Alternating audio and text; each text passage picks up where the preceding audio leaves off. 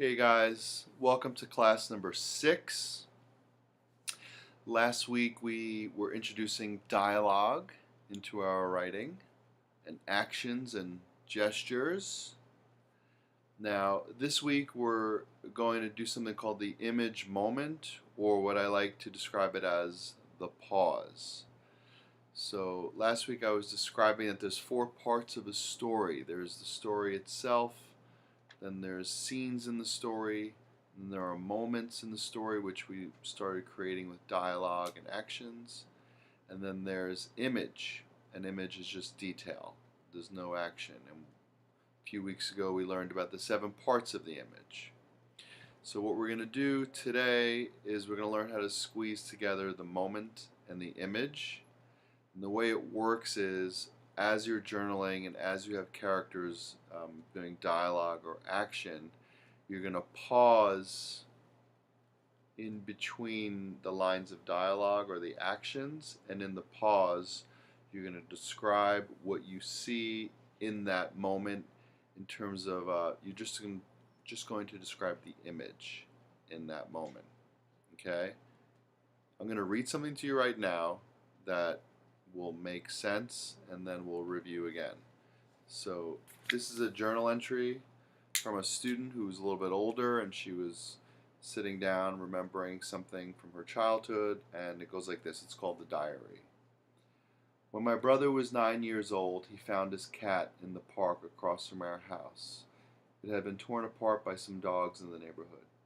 He came running home and collapsed on his bed. I sat there with my arm around him and wept too. I was 7 years older than him. I knew there wasn't much I can do, so I just sat there. Mom poked her head in every now and then. She kept whizzing by, doing laundry, making beds, never slowing down long enough to feel anything. I was the one who comforted her children. I wasn't helping her. I was doing her job.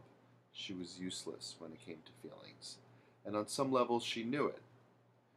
Because Mom was so cold, it took a lot to get a response out of her. Something extreme. And even if it was over the top, she'd just make an entrance and then get back to her nonstop activities. She made one of those appearances when I was in high school. I was making my bed. I heard a shuffling behind me. When I turned my head, I saw Mom and Dad in the doorway. I stood up and saw that she had my diary in her hands. I glanced quickly at the closet to my sweaters on the shelf and then back down at the diary in her hands. She held the diary out as if she were a policeman showing the criminal a piece of evidence. "What about this, Peggy?" she said. "Are you going to run away?" I didn't know what to do. My parents never wanted to know what I thought or felt or hoped for, so in that moment her question felt like a violation. I was staring at the diary, stone still, my back to the window, the sun coming in through the lace curtains, warm on my calves. Mother held the diary open, exposed, and I could see the writing on my pages that revealed my fear that I was failing in school and was considering running away. My closet was between us, just to my left. The door was open. I could see some skirts on hangers and sweaters folded on the upper shelf. That's where I had hidden the diary, underneath some sweaters. My dad stood behind my mother, an eyebrow raised as usual, his lips tight, both hands on his hips. He wore jeans, running shoes, a t-shirt. Mom wore a blue sweater, bobby socks, and sandals. I don't remember what I was wearing, probably some shorts. It didn't matter, though. What mattered was I felt naked, ripped open, humiliated, the secret out. They waited for my answer. I looked him right in the eyes. I knew if my mother had read the journal, she knew I was skipping classes. She knew I was experimenting with things I shouldn't be experimenting with. She knew I had a boyfriend. She knew I was unhappy. She knew I was unhappy with myself. She knew all my secrets. And she also knew I was sad and scared and lost. I held my breath and answered her question. No. No, I'm not going to stab myself. Run away. Sorry, I'm not going to run away. And Mom said, "Well then, okay." She handed me my diary, turned and walked back down the hall to the kitchen. Dad followed her, shaking his head, and I closed my bedroom door, sat on the lower bunk, and wept. Holding the diary in my hands, I realized it wasn't the humiliation I was feeling, but the loss. Maybe that's why I wrote it in my journal. I wanted them to find out and know how I was feeling. And they found out. And I felt awful when they confronted me, but worse when they left. Now they knew and they had just walked away. So in the beginning, she's kind of like remembering her childhood, and then she goes into a specific scene. Right? I'm making my bed. I hear a shuffling behind me. I turn my head. My mom and dad are there. So we're in the scene, in this movie of her childhood. And then there's this moment where her mother says to her, "What about it? Are you going to run away?" Now let me define again moment. A moment is 1 or 2 seconds, and it's bookended by the 2 lines of dialogue. The 2 lines of dialogue are you going to run away? No, I'm not going to run away. In real life, if that interaction happened, it takes 1 second to go by before, or 2 seconds if it's a long moment, and then she's like, "No, I'm not going to run away." And what the writer does is, instead of letting you know what her response was, she pauses that interaction, that moment, and in the pause, all she's writing is detail of the image. Are you going to run away? I didn't know what to do. Commentary. I was standing stone still, my back to the window. Window is setting. The sun coming into the lace curtains. That's mood, because it's lighting.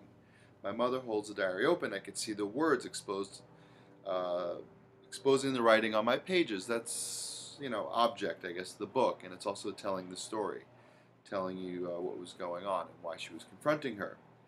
She talks about my dad standing there. That's character. His lips tight. What he's wearing. Costume. And then a lot of commentary at the end. I don't know what I was wearing. It didn't matter. I felt naked, exposed. I was scared. I looked him in the eyes. All that's the inner commentary.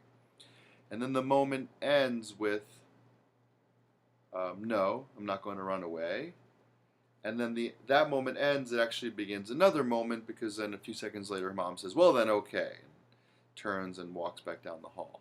So you could basically build an entire novel with these image moments, with dialogue, pausing in between the lines of dialogue, giving a little description of what's in that moment.